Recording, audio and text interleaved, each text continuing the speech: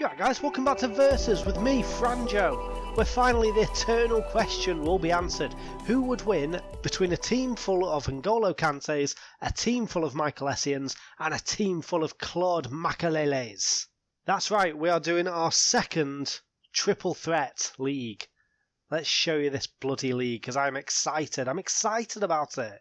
So the reason I'm doing this league is that N'Golo Kanté, for at least the last year, probably since Christmas 2015, N'Golo Kanté has been the most sung about, unsung hero I've ever seen. Well, since probably Michael Carrick.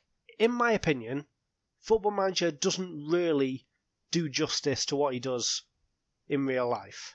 You see, the difference between Leicester when they had Kanté and after Kanté is just massive. He was a massive part of how they played. The difference between Chelsea without Kanté and with Kanté is also massive. Obviously, there were other factors for both teams, but N'Golo Kanté was a massive reason for those changing of fortunes for both teams. And it got me thinking, because initially, obviously, him being a Chelsea player now, it got me thinking, oh, he's like a modern day Claude Makélélés. You know, a ball winner, a heart of the team player, sort of a playmaker from a deeper position. Yeah, Claude Makélélés, that's who he is. Tough tackling, no nonsense. And I mentioned to Freddie, I said I'm thinking of doing Kanté Makélélés for the next Versus. And he said, well, that's not all that Kanté's about. Kanté is also a box-to-box player.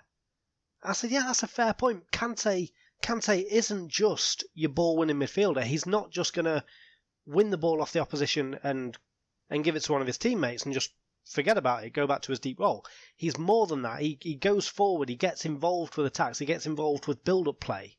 And in that sense, said Freddie Adu, he's more similar to a Michael Essiens in his prime. A box-to-box, powerful player with good technical qualities as well as good physical and mental qualities. So, I said, why don't I do all bloody three in one video? Essiens, Makélélés, Kanté. So let's start chronologically. In the blue or white corner today, we have Claude Makélélés. I'll never be able to say it as well as the bloke who used to do Soccer AM. Here is Claude Makélélés, and Claude Makélélés has the advantage or disadvantage of already having his non-playing self in the game. So his attributes are set, and I think, we'll see in a minute, but I think that is not in his favour. So, gutted for Claude Makélélés, but let's have a look at the man, the myth, the legend, because Claude Makélélés, in a lot of people's eyes, redefined the central midfield role. He was a massive, massive player for Chelsea during Mourinho's first stint as manager there. And he also played for Paris Saint-Germain and Real Madrid, Celta Vigo, I think, and a couple of other teams. Yeah, stayed in France for the rest of his career. And this is, I should mention, 2006 Claude Makélélés. So, it's the year after Chelsea did the Premier League FA Cup double, and, you know, he was hailed as one of the players of the season. And, yeah, he just had a massive part in making that season successful for them. He scored 17 goals in 601 league appearances, so saith Footy Manager, and 0 goals in 71 international caps for France. But no one paid him to score, did they? Well, they might have done, but no one signed him and thought, this lad's going to bang us in 20 a season. He was a tough tackling defensive midfielder. Let's have a look at Claude Makélélés as a player then. So as a player, in 2006, he was 32 years old, so aged like a fine wine, really. Aged like a centre-back, sort of. 32, he was in his prime in Footy Manager terms, and yeah, great mental attributes for a defensive player. Off the ball movement is not so great, which could come into, you know, it could be his downfall when there's a full team of him. Similarly, his technical attributes, while they're good at defensive stuff and sort of playmaking stuff, so good first touch, good marking, good passing, excellent tackling, and decent technique, everything else is pretty bad, so that could come into play later on. And again, for a defensive midfielder, very, very good physical attributes. He'd run all day, very naturally fit player, and very strong, but not the quickest and not the highest leap in the world. Although, against someone like a Kanté, that's not going to be such a problem. But it does come into that fact that he's not going to be as rounded as some of the other players we've had on the series so far. And he's not too versatile either. He can play excellently at defensive midfield or centre midfield, but nowhere else. But I feel like I said a lot of negative shit there. What a defensive midfielder. For these stats on Footy Manager, what a defensive midfielder. Incredible stats. Fast forwarding 4 years then, we have the 2010 Michael Essiens 11, starring Michael Essiens and 25 of his closest pals. And this, I should add, is in the blue or blue, black and neon yellow corner. That's going to be interesting. I have recreated 6 different Chelsea kits through the 3 teams, so it's going to be interesting to see whether they clash or not. I'm guessing they will at some point. So as I hinted at earlier, Michael Essiens and N'Golo Kantés, obviously they're both playing currently. Kanté is more obvious than Michael Essiens. He's sort of gone off the radar a bit. But yeah, he's still playing in Singapore, I believe. So I've had to make him into a non-player, and he's been given random attributes, and those attributes are really very good. He's not going to be able to lay down the law, and he's about as good at mouth-to-mouth as a xenomorph. But otherwise, what a bloody manager. He scored 38 goals in 359 league games, so saith Footy Manager, and 9 goals in 58 international caps for Ghana. And yet, he was more of a box-to-box midfielder than Makélélés. Makélélés, for the most part, played his game in the defensive area of the pitch, where Michael Essiens was, he got about the pitch a bit more, and chipped in with a few goals in his time. And what a career he could have had if not for all the bloody injuries.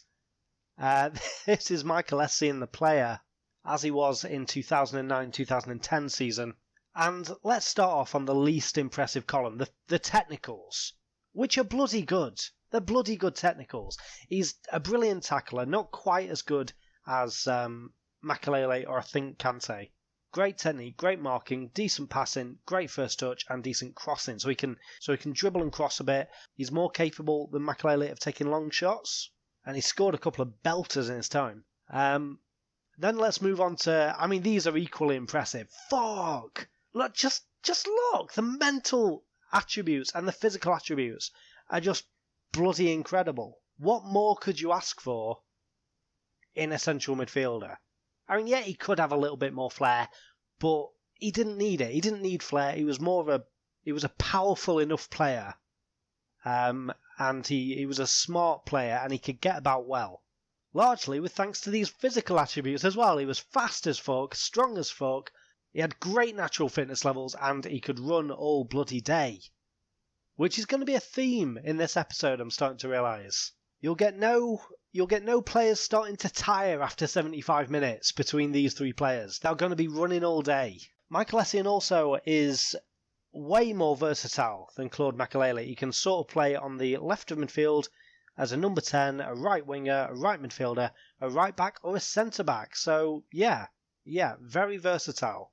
And that will put him in good stead if they're playing something like if they play like a 4-1-4-1, I guess, or something like that. And last but not least, N'Golo Kantés. N'Golo bloody Kanté. Man of the hour, man of the year, you'd think. I keep sounding like I've got something against him by the way I'm talking. I don't. He's a brilliant player. He really is. I do get a little bit sick of scrolling through my list of podcasts and seeing bloody half a dozen in a row about N'Golo Kanté. But anyway, I'm not really helping, am I, making this video? So never mind. Here it is in the blue or black and grey with neon yellow corner. The current N'Golo Kanté 11, starring one N'Golo Kanté. And much like with Michael Essiens, I have gone into my little FM editor lab and I've made myself a little Clough. Although Clough would arguably have better man management and discipline, probably lower attributes for spotting players. I use Peter Taylor for that. But you get what I'm trying to say. N'Golo Kanté is going to be a bloody great manager. He can also, unlike Michael Essiens, he can have a go. He can smack a bottom if needed. That's weird. Don't think about it too much. He's also shit at physiotherapy, because of course he is. And in his relatively short career so far, he's scored 18 goals in 167 league games. So I think out of the 3 of them, he's got the best goals per game average. And he's also got 1 goal in 8 caps for France. So saith Footy Manager. And he's just, and this goes for all of them really, especially Kanté and especially Makélélés, he's one of those players where you hear it said about him, he makes everyone else in the team play better. So I'm interested to see what happens when there's 11 of them on a team. Will it be some kind of compound interest?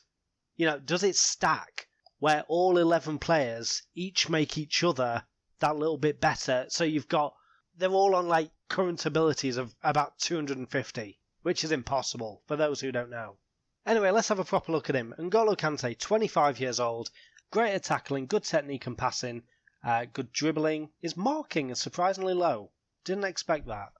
This mental column is insanely good, and somehow it's probably the worst of the three. He's got the lowest out of the three of them for aggression and decisions. And leadership, I think, actually. Although he has got a bit of flair, which could translate into other positions on the team. And again, his physical attributes are very, very good, but probably the worst out of the three of them, somehow. I think he's got the lowest jumping reach, probably the lowest strength. He might well be the fastest, though. In fact, no, Essien's probably the fastest.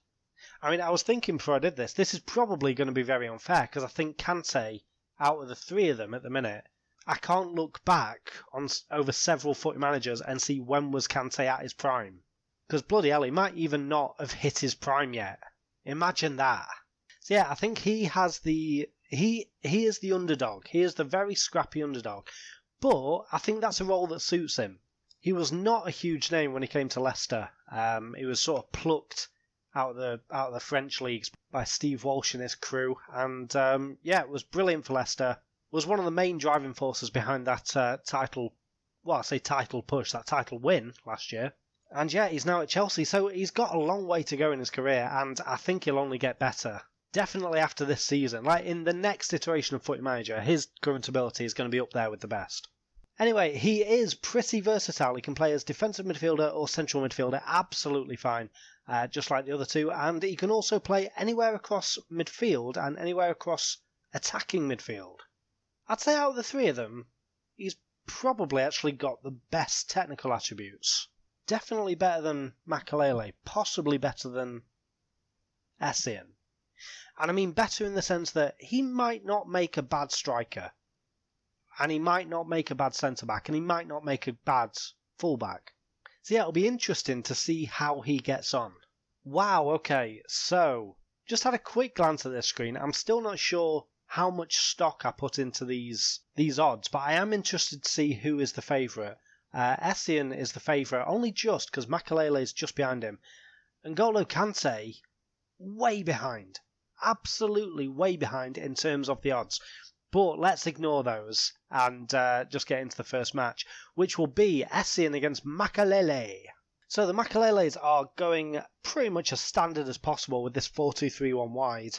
I still find it kind of curious that these players who can play central midfield and defensive midfield don't go with two centre mids and a DM.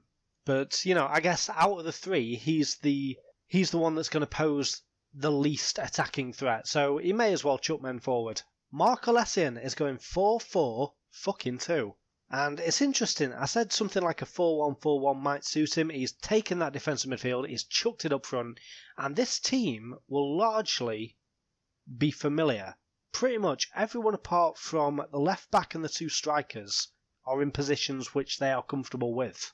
It's a free kick for the Essiens, about 25 yards out. It's straight at the wall though. Essiens have pretty much no one back in defence. 11-10 with a long shot over the bar.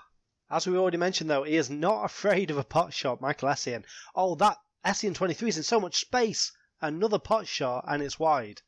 No good so far, but I like where he heads at, Michael Essiens.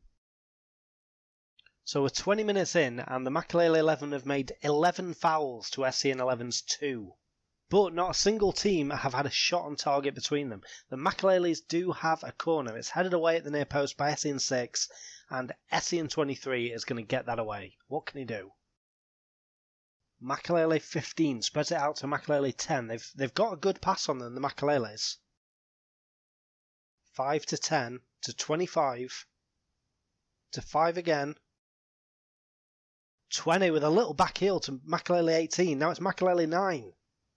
With a cross in, and Essiens takes it. Bloody hell. Good little move, though. Oh, the Makélélés have cut the ball out. They're pressing high at the Essiens. They're pressing very high and forcing mistakes. And you can do that when you're as athletic as Makélélés is. Makélélés 20, though, one-on-one with the goalkeeper. Straight at him and out for a corner. As you can see, they're Beats by Dr. Dre advertised around this stadium. If you have got 250 quid to splash on a pair of headphones, bloody go for it. Makélélés 9 to 18 to 5. Makélélés 5. Oh, he tries to find Makélélés 8, but he's stopped his run. And this is what we're probably going to find with the Makélélés. They are running about, and they're doing the best, but they just missed that little... Oh, Makélélés 20. He's gone down on the edge of the box, and it's a free kick. They missed that little bit of attacking know-how, I guess? Knowledge? I don't know. Makélélés 20 hits the free kick wide. Comes back to Essiens 2, to Essiens 5, to 8. Little through ball to 12. Skips past the defender. And Makélélés 13 will feel he could have done better. But Michael Essiens 12 gives the away team the lead. It was a pretty simple move. I'm quite surprised by the Makélélés. 12 got away from his defender and just blasted it. Too much power for the keeper. And you expect more from Claude Makélélés. If he can't keep solid defensively, he's got no hope. Second half begins. Let's hope we can have a bit less of a cagey affair. It was quite cagey in that first half. I mean, in all fairness to the Makélélés, the Essiens have had 10 shots and 9 of them have been long shots. So the Makélélés are doing something right.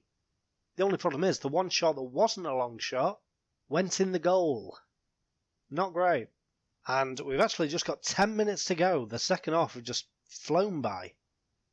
Oh, and Makélélés 10 goes straight through an Essiens, but the referee is not arsed at all.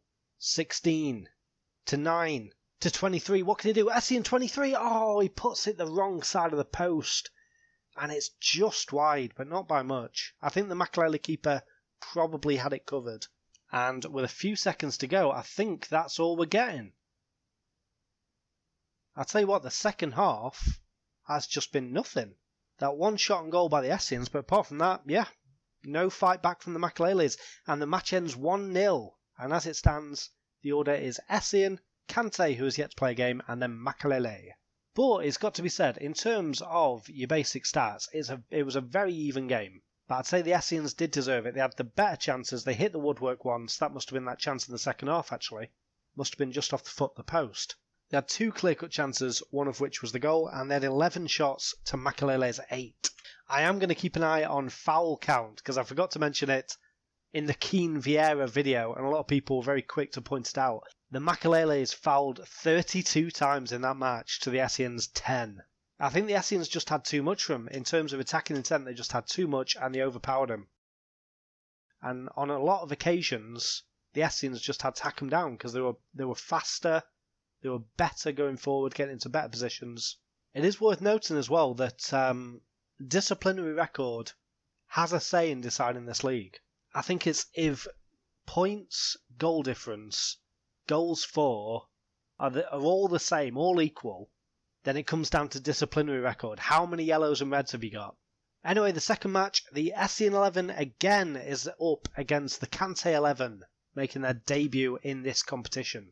So the Kantés 11 are lining up very, very similarly to the Makélélés 11. They saw Makélélés 11 slump to a 1-0 defeat against the Essiens 4-4-2, and they collectively said, I want me some of that. So they've gone for the 4-2-3-1 wide. I think the Essiens have probably got the right idea, you know.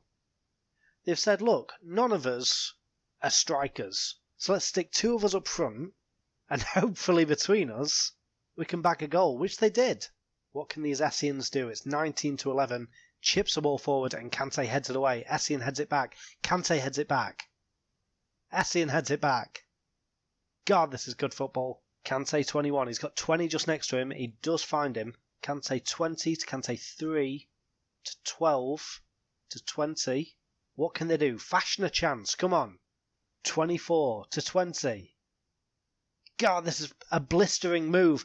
Kanté 21's through, and let's list the things he did wrong there. He took it on first time when he didn't need to. He was behind the defence. He hit it with the wrong foot and the wrong part of the wrong foot. So, great job. The Essiens now on the attack.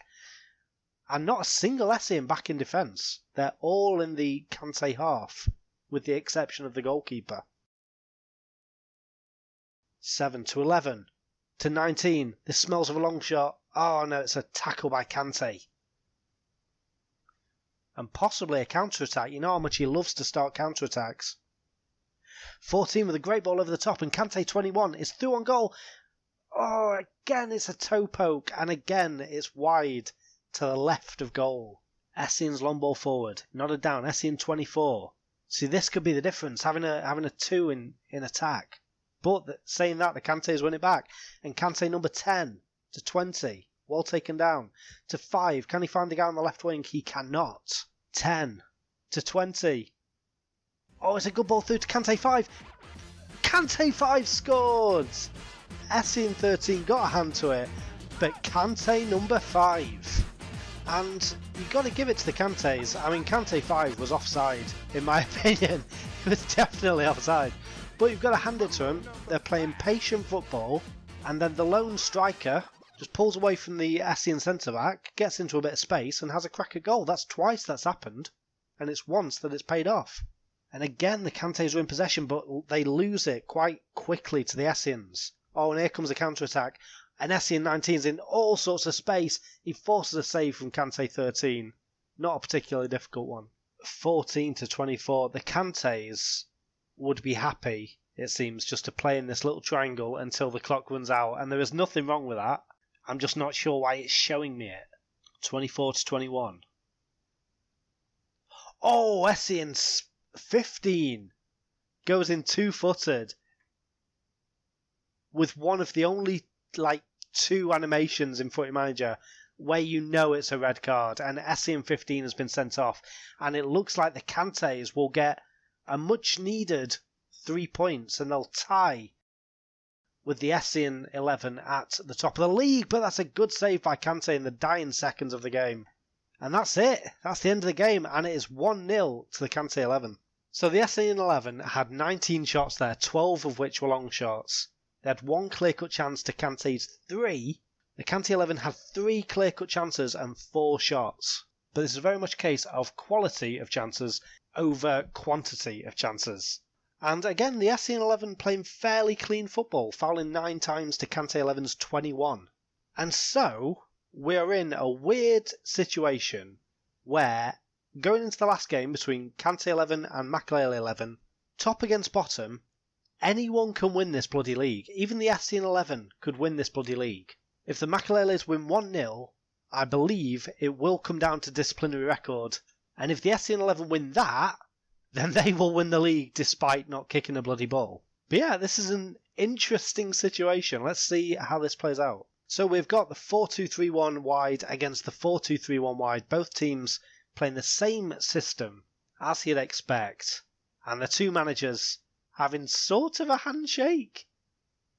I've never seen that particular animation before, and it seems like that's not how it's meant to go. I'm going to keep this league table widget open so you can see exactly how it is going. So far, the Kantés are winning the league. And they will do unless they lose today. Kanté 4 drills across in, 17 hits the post, and Makélélés 10 scrambles the ball behind for a corner. How on earth isn't it 1-0 to the Kanté 11? The Makélélés have a throw-in, which of course in FM17 means it is a Kanté 11 highlight. Here comes Kanté 5. It's Kanté 17. Can he pick out a good pass? 3-22 to 5. Kanté 5 to 17. Lays it back to 5. This patient play they were known for in the last game. Kanté 16 trying to burst through the defence. He does so. Kanté 16. Not the best finisher in the world, is he? Really? The Makélélés need to do something. They need to win to have a hope of winning the league.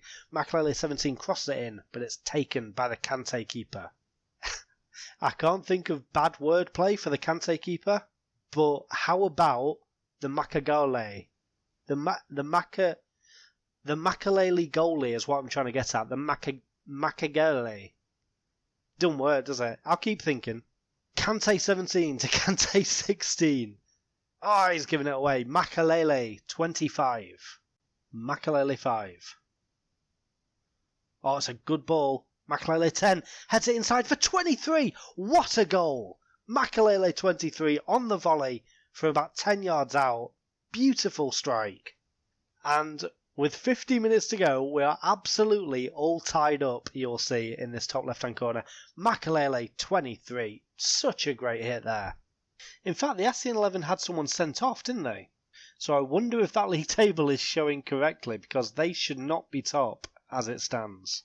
The Kanté 11 need to do something, or this series is going to be worked out on maths, and that is not what I want. Makelele 20 to 15. To be fair, yeah, the Makeleles could also do something to make it an actual win on goal difference. That'd be nice. Makelele 15. Oh, that's a brilliant ball onto the right-hand side of the penalty area. Makelele 8. Who's he got in the middle? No one.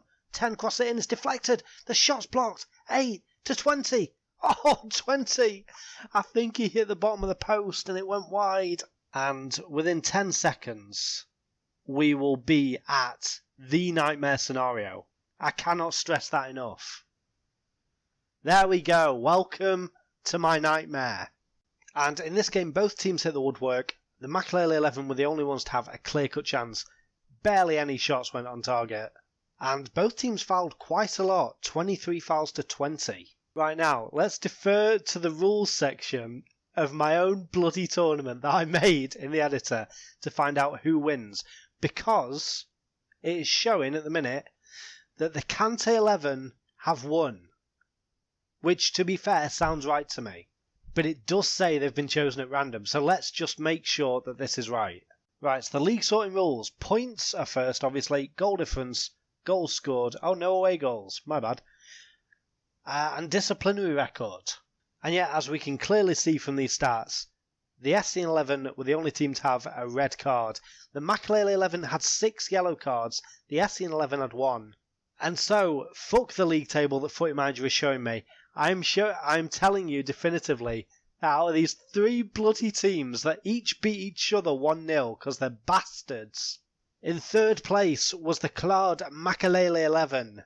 In 2nd place was the Michael Essiens 11. And in 1st place was the N'Golo Kantés 11 with a perfect disciplinary record. So in fact, yeah, that table is right, but I don't know if it's for the right reasons. But yeah, what a confusing end to this bloody tournament and this video. But nevertheless, we say congratulations to N'Golo Kantés, commiserations to Claude Makélélés and Michael Essiens. And apart from that, guys, I will see you next time. Bye!